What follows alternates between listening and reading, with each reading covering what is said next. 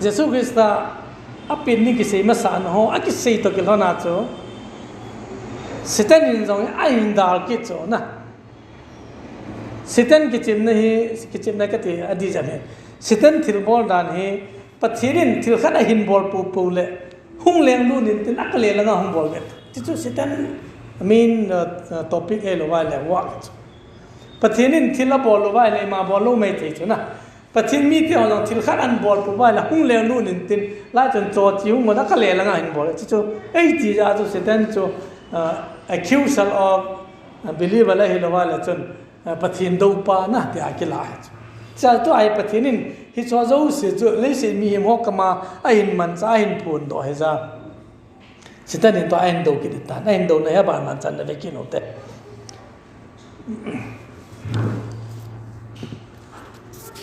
nama sapena Satan in na hin ta na chu hu ya ki mu mi tia chu Genesis ma ki mu kenin Genesis bung li na chu na ki mu pai jin he Genesis bung li na chu ki mu mi te la chun Cain le Abel thu sima ki mu Cain le Abel hi Adam le i cha hi honin Cain hi ta zo Abel hi dong zo hin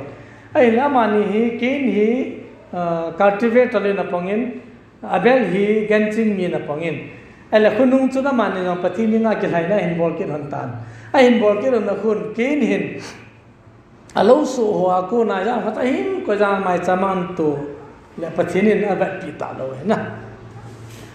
ai ma Abel chun gan chala cho ga na a hoi khat cho hin tu a tha ai le pathinin chi chu alung lai pi a Abel mai cham sim cho san pi a ki na cho reject a bol pi le kin jong chu lu hang be sa bible se mai la chun pathinin kin na san pi lo pa chun kin jong alung hang be san akai ku le de na kai ku le wa to hu chu chi pha na chu pathinin ipizia ai ta chung ne him phata na bole bola ne ki choi sang da da ven phata na bol la chon sin in ko phonga na nga sing e na pathin thu he serious matter ka tina choi ji cho risky tabang he cho risky cho pathin thu a hi ding to do ta bol lo de na na phata bol lo ja chu pathina san pi lo phata bol ki lo ja chu chon sin in ko phonga na nga e ti pi ki cho na next step la de cho chon si ri pe cho a kho dan na cho na cha cho anau pa za gamla chi te ta gamla pu za an tha do ta chi chu chon si na ha bol na next step la cho pathini na de bang ta na to lo za next step cho chon si ala man anau pa tha cho ki hen mo sa ta lo hi mai thei di za pathini where is your brother na so pa yam tan te le ke ka so pa ching gun se ke ham na cái hệ thì cho huy đạo mình đã thải cho mà chỉ ra bậc thiên nên Abel thì sinh cho các con mà không bèn rồi na không cặp rồi hết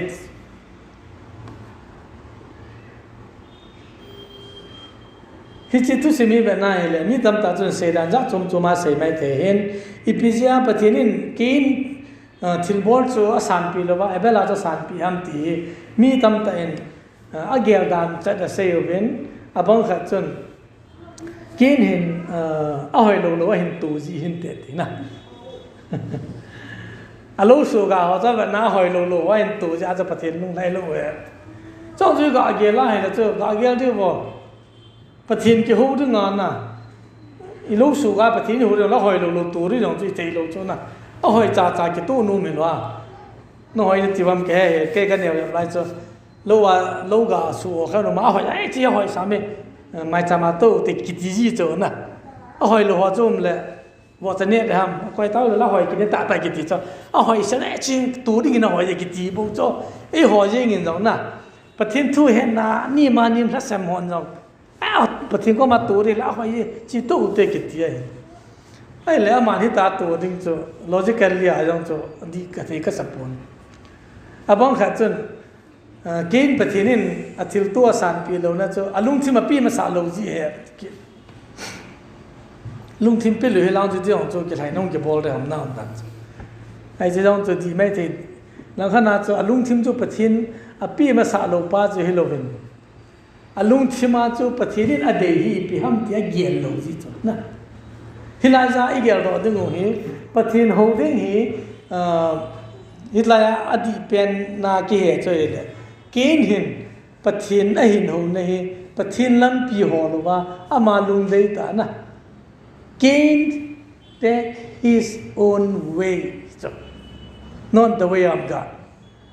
hi cha igel ro dingu chu pathiri ho hi ei ma nop dan na ho de hi lo bin pathirin adei dan ta ho thei ding chu ki jil ngai ni na sa vai pathin ho de na si tai ho de chi bai pla toi ki toi tras chi ma to ha sa ka sa me anum jap se wo so ta bang je lo pe chu na chi ja pa kai so in samaria no me nu ko ma se chala God is seeking a true worshipper aho mai mai ho ho ta lo cho pathin Old Testament cho gan cha an kai wa atha wa ile alung thim chu khulanga om na kho lo cho na he ta cho mi mu mu de nga cho abo la tho cho hi cho ta bang mere worshipper cho patina de ta lo ja cho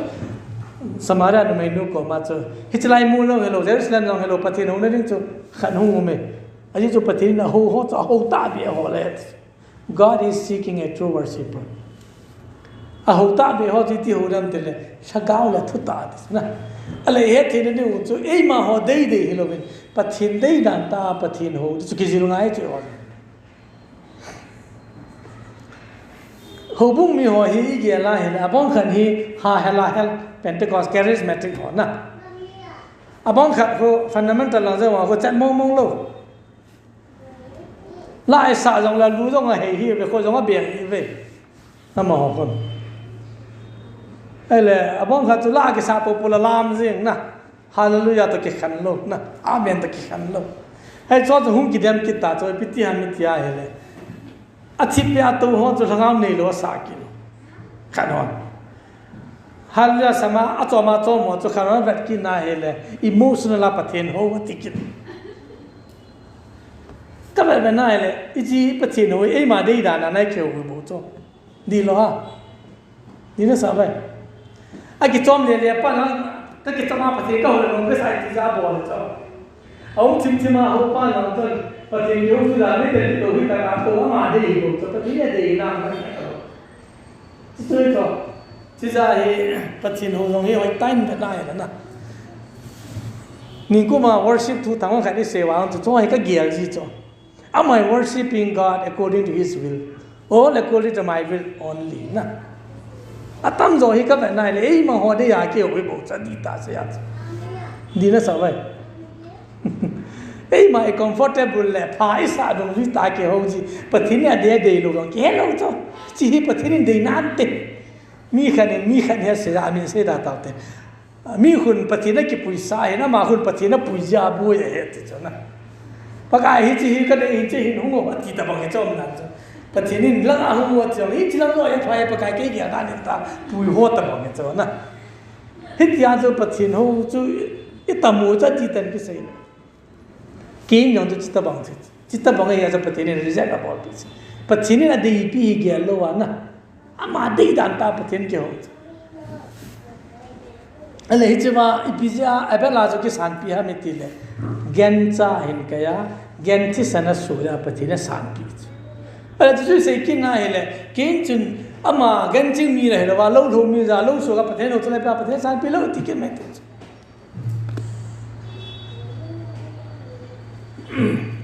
Azoba tampa ha chong in pathin ni ho ding a tham phat chana sei ta chun hin kai man lang na ha kai ko ong he pathin ro ho da ye nge kiti ho ta bang he cho kin gan cha la ki ching lo ai ti gan cha ka hin to di na kin la na pathin ni na di jong le ki kan ni sun chu kan ni sun na ko ho cho ai ba pathin ju khwal men cho sacrifice ki bo lo pathin ko he gan thi san nai cho pathin dei ke ni chi cho than lo ja cha ma dei bang ta lan ja cha na jan he se bung thum na ke se no mai nu le sitan ki ka ke do nom ni ki jong ki pa ne ta cha ma ama de ya ki bol ja ale khato khatun ai le hitia pathinin ganti sana ki thai na bol din chu a he ati chu ke ni hu ya ke he di ong ti mai te chu na ilung so mai te chu bung ni na chui bana hele pathinin Adam Levi bung ni kate bung thum chang som ni la khana chui bana hele pathinin Adam Levi chon se na chu ama ta in gen cha tha thoidam na bol pi hi chi chu Adam le ivi ke hilovin kein le bele la he na ama sapena sacrifice boarding dan pathin holding dan a model to pathin ama ta na bol chi chu keinin chi chu don le la anuk ta bol ja pathin reject a bola abelin cha hin ju ja chu pathin san pi na di ta Old Testament na mai cham kisimo sacrifice ke bolo ye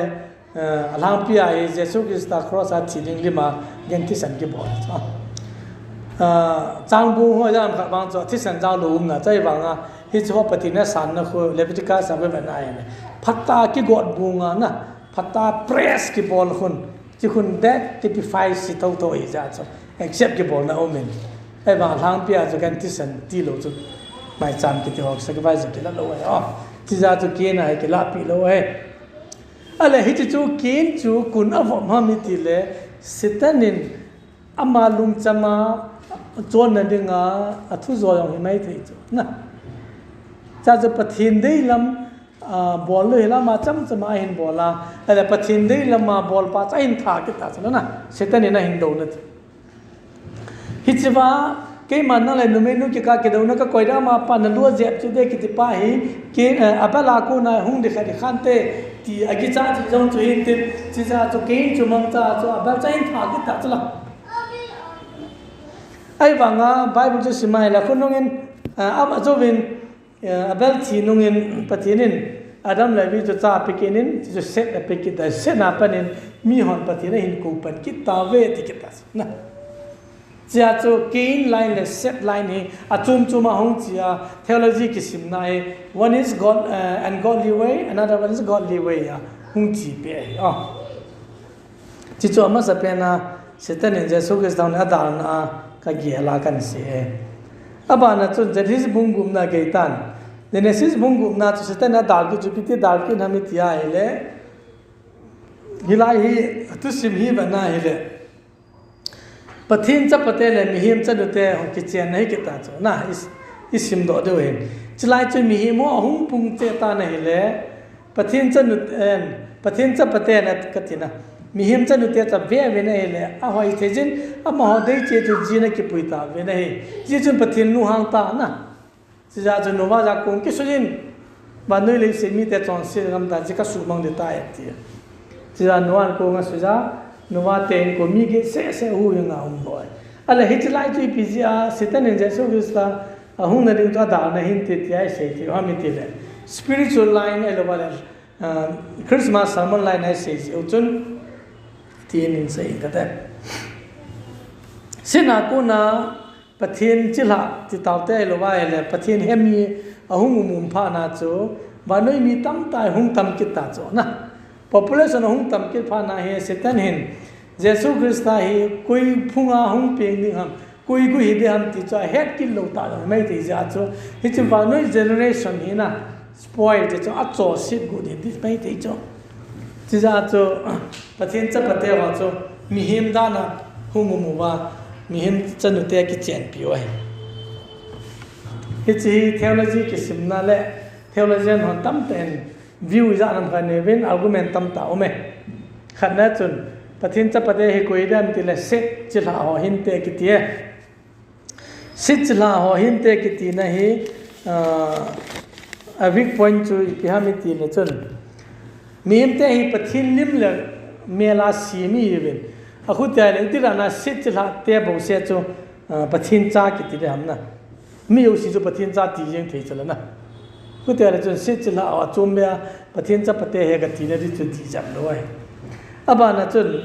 mi him te chon sit ja hi pathin in wang ya su mang ji loi ai le pi ja ai lai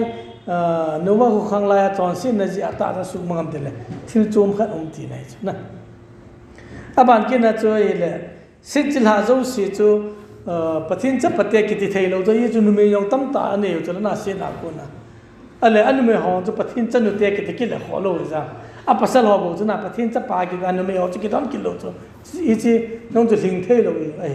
这下就不天这不带个的，现在好啊，因为个的strong 了哎那，这就个帮退别些了。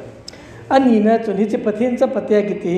เลี้ยงจ้าเตะหอเลี้ยงเตะหอกิเสนะมาสังอาจูเลี้ยงเตะหอยประเทศเตะอันเสียงหูจู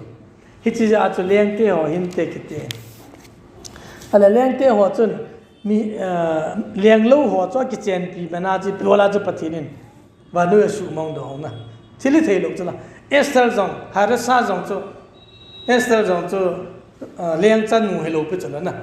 这个还得不知了，哎，把两路啊帮头头吧，贵嘛装饰那个地路不知了呢，一家做一只不天这不得两点那个地方做地铁路哎，啊地铁顶边呐，study 个包呐，个木头做嘞，不天这不得个地弯地路哎，哎个一定人个人在呐，而且做弯地路嘿，不天这不得个地做 Old Testament 呐。जो बुंखा चांग गुमने सिमलों ले पथिन चा पते आ माचम चमा पथिरंगा के लालाय में सितन जंग हूं लुने ना चा पथिन चा पते के जो वांटी लॉय जो हे जितु हे आर्टिकल आका जी सायतान हाय ता सिमनोम नोम वाय ले चा आर्टिकल जने सिमते होय पे गुप्ता हिन ना पथिन चा पते के ती हे वांटी गिलो हो हे इपिजा के ती हम दि जो स्टडी का बोला लॉकडाउन लाइट जो हिन कि बात होती तो लोग किजन सेलेता सुन ले जाना का बोई पी ले निगुब ले जान गु का बोई पी है इचे आर्टिकल है आर्टिकल जाना में का जीतान हिचन का बोई पी लम का हेड लो है जीता निगुब ले जान गु जाना हम जो का तो वाखुबा दी जा का तो वाका इमोना सुन ले पुंग संजना का कि थोके ना का तो फट कि ना का बोई पी है का बोई पी सुन जो का सिमा ले निगुब ले जान गु कि तो चने chỉ ra cho hi cha cô na sẽ được bảo na cô na rong cái ta sản chơi đấy mi hiểm chấp bát thiên chấp bát cái thì van ti lo hi tiếng hi van ti lo bên trên này thì lối thì mấy thì cho rằng dâu xiao chú mày na anh lại chỉ bảo ông đấy đó hi van ti lo hi mi hiểm li mà rong thấy chứ na Old Testament mà rong chỉ ra hi demons cái họ van til gilo họ hi satan nung ju họ hi mi him lim dana hung mu ba amo hi male hi na ne chu na pa hi na ne chu van til chỉ ra van til cái Greek pa wa angelos cái ko masculine gender male hi na ne chỉ ra chu mi him pasal dana mu ba mi him nu me ho cha cái chen pi wa ipam generation chu cho pol gu nu ba cái ge la naအခုတီလိုပါလေမီဟင်လေမီဟင်ကချေနာပတိနင်ဂောနာဘောလမ်ကေခလုံးပိနာဒန်သင်ငါကချေဟန်လမ်ဒန်သင်လိုပါကချေဟေဇောလပတိနင်ဂောနာဘောလုံးပိအာကချေန်တော့ကချေန်တာချနာဂျာချတီလခအန်ယူယောခနုံဂျာချပတိနချဘာဟေလုံလှဲလို့ဂျီဟောဇုံစီ New Testament နာဇောsupporting verse I mean Jude ចောင်းကုပ်ចောင်းစီ Second Peter ပုံနီចောင်းလီFirst Peter bung thun chang som le ko kiti ho na hi cho ju sa to kan so ya proof na umai supporting umai ji chon chu ban ti ro in te ka ti ale Matthew long chu Mark long chu ba kin na ele ban ti lo ji nei po ve ke chen te po ve ti pa kai sun che sei na ko van ga ma chun kui ma ki chen ta pon wa na van ti te ta bon ki ti wa na chu van ti te yong ki chen lo bi hin long ki chen lo cho ti ta chu na历史那不会去见到们，这家子历史那些啊去见我们真正的头条这么，这家子啊你真那现在你那很大那就万内 population 那数线个那很大嘞个的，啊同那现在你接触变那个很大那就Jacob 这不得中啊很半个大那嘿，คุณนุ่งหินอีจีเยซูคริสต์หุ่นเป็นนั่นเองจู Jacob sun hung heding Jacob ako na si kan hung lam kai ding kiti ho ai he ji chun Jacob cha te som len ye hitan ama ho he an na hele hi cha go khang ya hung na ding chu mi u po ho he hung hi di da na hin na chi ja chu lekha punya ho ka ji na chu setanin Jacob cha te mi u po ho ai su boi ka ti ale la chu na hele ai su boi ta be chu Jacob min sorry Satan hin Jacob chate hi na Jacob chate hi mi somni heaven hi che somni ho ai dia upadom se a hin su boi cho che chon bad right ti upa hi na right khani omen hi chi chan bo ho hi a chan theilo na hungum ta cho Satan hin su boi da ma chon se ne jo chon al hi che bad right chi pi ham ti sei lewan mi upa hi na benefits se se hote ai cho iso in jong an upan hi na anapa Jacob ko ma ki zu do chola na chang chim khana hi chi chu si la chi mi upan hi na chi bi ho hi na ngai ki te mai thai wa nga mi upa ki ti ju ste ka cha mi upa ki ti ya pi a tu pi e thu mo min cho chen se de khat na chen mi upa ki ti hi thiem pu hi na chang ai in sung thiem pu hi mi upa hoi cho in sung a thiem pu kin jo mi upa na bol jing tin na ai chi ja hi in sunga mi upa hoi patina to sa de ka ti he ke ma ke long ge le aneu la hoi lo de ga len pen chala lo ma sa pen i ha lai ta ki hing cho patina to sa de na mi upa mi nu i jong le pam thim pu hi na la ya bat rai na nei cha he Exodus bung som la thum chang ni chang som nga na chun he chi priestly dignity amen ala hi chi hi si thiem pu hi nahi ata pen pa Reuben a changpon abana pa Simeon jong a changpon a thum na pa Levi a changin chia chu Levi te hi thiem pu chi ki ta na he na ale abana bad right ani na chu double portion chanvo ni Deuteronomy bu som ni lakhat chang som la ngala apana som se gi na ki mun chanvo ni ki ti double portion hi in sunga he mi pain acha te hi chanwo ho pi pha le mi upa hi double portion chang te ka na chu mi pain acha te chu sang khar khana ho pia hi le upa pen pa he sang ni chang de na phai le pare khar khana pia le upa pen pa pare ni chang de ti ne ina building khar khana ho pia le ai upa pen pa building ni a pi de ti ne chu double portion chang ऊपर ही न चुना अथु पीरान अल हेचौ हे मी ऊपर हो चंग तलो जो अनेव लंग पेन पा चंग जो डबल पर्सन कोई चंग मी तिले आ सोम लखत न पा चंग जो जकोब चाते आ सोम लखत न पा जो को है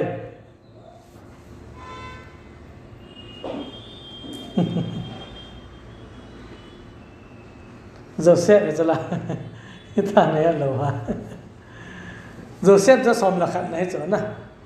Joseph chang cho chiza Jacob jong iji ma chia Joseph me na chate ni Manasseh le Ephraim hin puya jo sei chuna pathe bo ach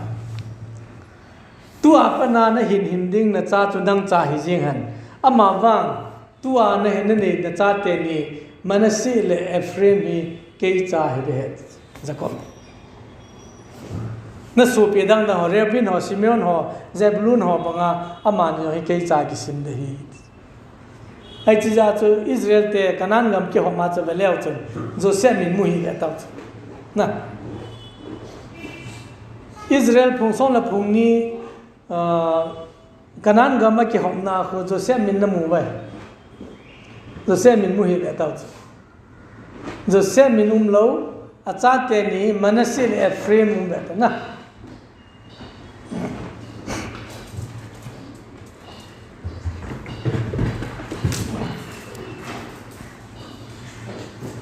achate ni Manasseh le Ephraim kho chanbo khar khar api Reuben ho banga chang chi a cho Joseph minam lo wa chate ne pi le double portion chang chi cho double portion mi upa hi na bat right chanbo ni cho Joseph chang ta ne ai le athum na mi upa chanbo cho vai hom na ruler dignity judges bung som li la thum chang som thum la thum le bung som le ge chang som le li hi che ruler dignity ki vai hom na hi in sunga lenga hi le a hin vai hom ding ti na he chu ta la chun in sunga align e hoi mi upa ki simte he hi che ma sul la pa ki sim na chu mi upa ki sim ni ala hi chi pen hi Reuben chang lo Simeon chang lo Levi chang lo ali na pa chang koi chang ham ti le juda chang ne na chia cha zo ba in sim lao Genesis bung som mi la ko chang som na chu leng ting gol chu juda phunga ko na ki chon mang lo re ji lai hong lang do ta chu hizia chu jesu ki sai juda phunga hong pi na juda phunga hong pi jesu ki mi upa phunga hong pi lo chu jesu ki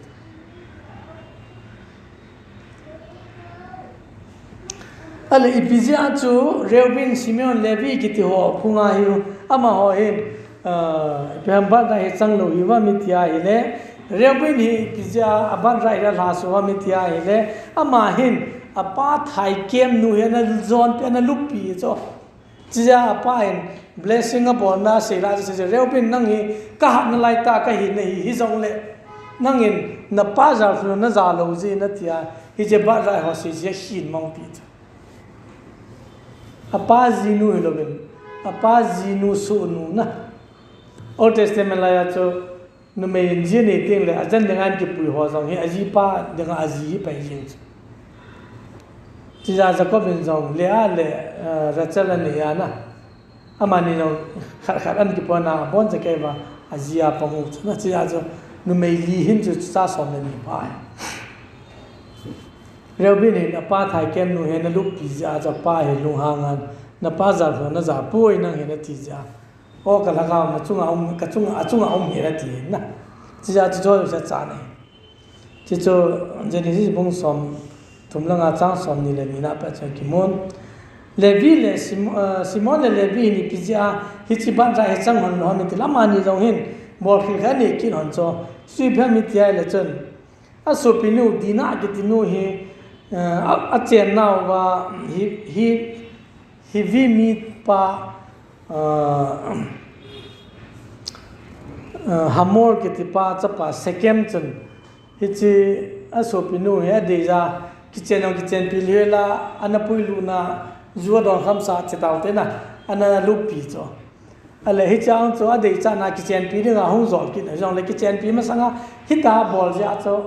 ipi ham no ti dana bol han chamani asu pe ya lu hang hon chi ja cho a ki chen ni de ba kho che na ki tan so ke ba ne ki chen pi te re te kha no de ji ba che ba tan no le che ba tan no ipi ham dam mo lai ta ba he Simon le Levi ku no na a ga ban thao cho na lek cha pa te ho chi ja cha pa he lo ka bol han cha pa he ipi ham chu pa sa lo cho chi ja cha pa he na ma ni lo nge a sam si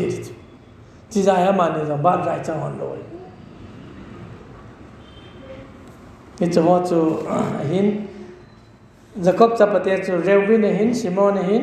Levi hin Judah hin Zebulun hin agum na Isakar hin Sagina Dan hin Gid na Gad akuna Asel somna Naphtali somna khana Joseph acha te ni Manasseh Ephraim hin asomna ni na chu ibn na hin Benjamin he hi chang zo Jacob cha te hi ne ala hitia Judah phunga ping ding he ti a ki se ki phana chu Satan hin Judah ha zui ki ta chu na Judah ha zui ki na Genesis bung som thum le gi na chu ki mun Judah hin kanan nu me kha suwa ki tinu he ke chen pi le cha thuma ne ama sa pen chu le hin abana ona na hin abana sela hin ala hi ong le phana hi Moab nu me nu khari jia ki puye ni chi Moab nu me nu min chu Tamar ke tim Tamar chu jia ki puile sa nei lo wa he thita chu na acha pa chu ai la ma hot kal cha dung ju ya chu au pa pen pa en cha nei lo wa thia ai la ba na pa en au pa jinu chu ava ding au pa dinga asura sim pi di chu chu ana pa hin onan hin ava na hi le sa nei ma sa pen ama cha ki sim lo ni au pa ki sim ding ta gel ja chu ama jang chun anei nom he a pi ham a cha nei the na chu jinu sunga chu lu sa lo wa le pathini na ma cha de na tikita chu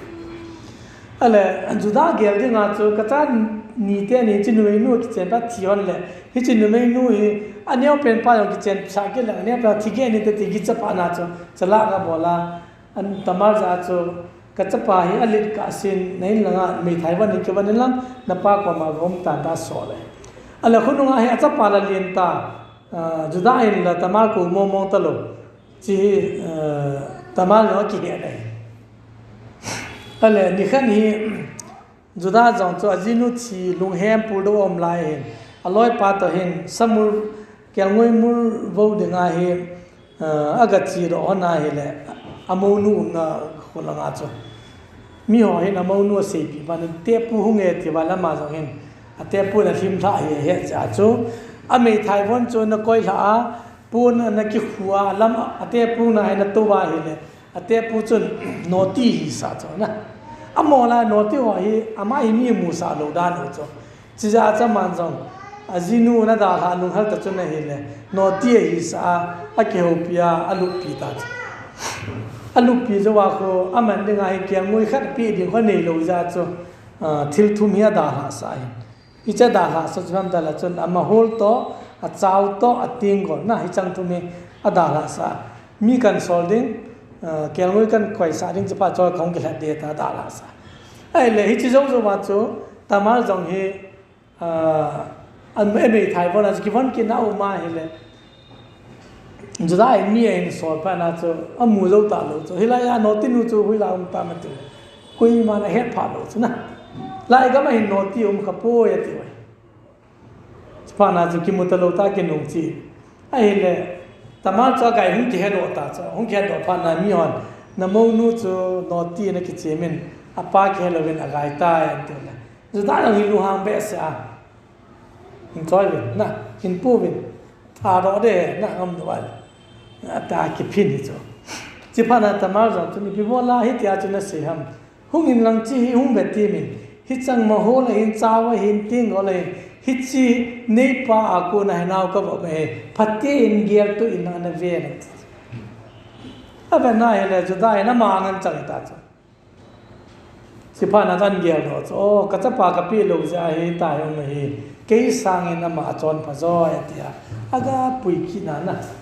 a cha pa ding a cha ga pui pia aba na a to kha ta lo chu na ale hi cha chu cha ni hung pi nga cha te ni chu Paris le zira in hi cha ko na chu Jesu Christa khang ni hung ki sut ki chu hi cho hi pi ja so mi te la chu Jesu Christa pi na khang gui ding te hi je wa chu sitan ni na cho boi su se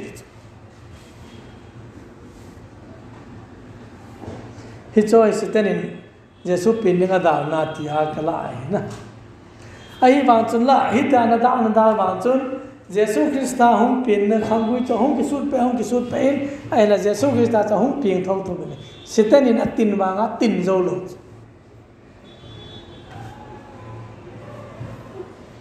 chi za cho Jesu Christa hung pin na cho a hung pin ma sang kum jali sung hi pathirin koi ma cha ki ho pi ta lo cho hi chi hi akikir phale se le hen na sarman thum na se le hen pathirin phadal hin ta cha pain so na kho chai sei de koi ma cha ki ho pi ta lo kum jali sungai chi ja chu sitan nin jong ina he pha lo jong ta mai ti na hui la ya hung pi ran to he ta le mai ti ai wa nga Mary le Joseph ma ko na hung pi nga a hung pin na bol cha pe ki chla na sitan nin Jesu ya zui je ni chu kho chang ge ya zui lo de chi ja ai je tu nya se Jesu Christa apin ning ki sei ma sa no ho le sitan na da no ise wa hin ai che ba hin sei ring khanom kin sei la sau ta ding jin ling ken hin sei la tang ka ting a chu ma sa ma khana i sei phe sei ka ting Jesu Christa pin khang gui thu ki su na jong he lai tu nai sei ding a ka jaw sa ai hin la ka sei sau ja zo ka sei do ka sei gu lo e ta Jesu Christa apin hong khang gui hong ki su jong he ki mo su na he pon thil poi mo ta o mai lai isun tu nya he application ai kala ro de we ai le sitan in Jesu pinninga dal no ho ako nai ipi seida mi te la chan kum silen Christmas ke manding he ve koi man Christmas ni hai pa in la sitan hin Jesu hum pinninga dal bangai Christmas program Christmas a thanum ta min thila bol ding oi adal dal jing no mi ki dal ho jana mi moi hello ha chu bolu te la ka nom he chu ka bolu te la ka nom he mi pathina ton na ki pe ta ma ai mi za ka chen a phatinga ki sei jo si cho dal di a thanu mo su no di a tha se su la di hi cho ta bang chung vai na sitan ta bang yu cho hello ha Jesu hung pin ding dal pa cho sitan hello ha ale to Jesu hung pin ki ta lo de a pin na gel do na ma wa choi nai man na adal ho cho sitan ta bang bang ti tau te na sitan he ki dare en ki ti la chun la sitan ni ti ve ti ki len bu in tin na sitan ta bang mo na he ti tau te na sitan ta bang mo na to he ti ra ta Christmas in man de he Christmas ni carol chiu te la carol chi na he sang khát đâu thế tâm đẹp thế mình phải là vậy là không là lá sao thế cái sao nó mới đâu sao cho tập bọn cho mày đấy nè sẽ tăng tận cái lối ít sẽ tăng nung nung nó dữ vậy nó nghe ít thế ô chứ à bà na cho sẽ tăng mi này bắt thiên nó vào cái sẽ bao cho bắt thiên opposite là pong pong gì cho chỉ là cho hít chi bắt thiên nó tốn riêng là Christmas mình nó đừng ngại à phát cái bao nhiêu xíu rồi à đâu vậy bận gì kia ra hết là chun na we are like Satan à bạn là chun hít tia không cái mong gia đình mi họ sụp bôi Christmas mang cái chế đấy meeting cái chế đấy lên nó không cái chế đấy đi pila chế chế ngay ham na chôm anh bùi con nó thế à bang khát chun Christmas ki manding lai ta he party sim loi no chom chom adang a gel do hom ke hello chi lai ta family get together to a gel cho na adang a gel do Christmas ding ta tu Christmas khong giao thelo chu ka so pi ho to ka lai khom diu he adang le bor tong bo na chi te cho abana loi le go to so ta ki mu to ta tu cha ka ki mu to de 25 ni khal khala ke mungai lo be cho 26 ni ki mutam ti te cho na cho he cho ta banga Christmas pathin thoi ki men cha hin to thil dang hin te ka ho jong hi sitan in Jesu Christ thang pina da le le to ka te ka na tu ko mai ta bang chu mai lo ki se hi jong le ki he de tan au to November de tu na pasa pan se chna gya a ti la to no hui la na chi ta ti la to ki to cha cha je ne na chỉ là cho bắt thiên thôi cái mình trả đến lại subui đi khai in coi cái gì sitan họ đã tổ hết cho gì ta sitan này giống cái mình trả thế nào nó mình trả thấy cho chỉ là cho sitan mình trả luôn đấy na thì hey chân tu nhà hey spend time with Jesus in this season I mean chỉ cho họ đang gặp beneficial the most beneficial it na tu trong Christmas tu cùng Christmas mình nói vậy Jesus Christ ta phát tâm rồi mình không được ai kêu gọi điều ấy thì cái sự nôm thúc biến đến tin sau tại sẽ ta bên trong lệ thu sim ta bằng ai thì chọn sau cả hen và trên tôi sẽ nói rằng chúng ta phải tìm bọn trả bên phải tìm bộ bị ta hơn cái kịp ấy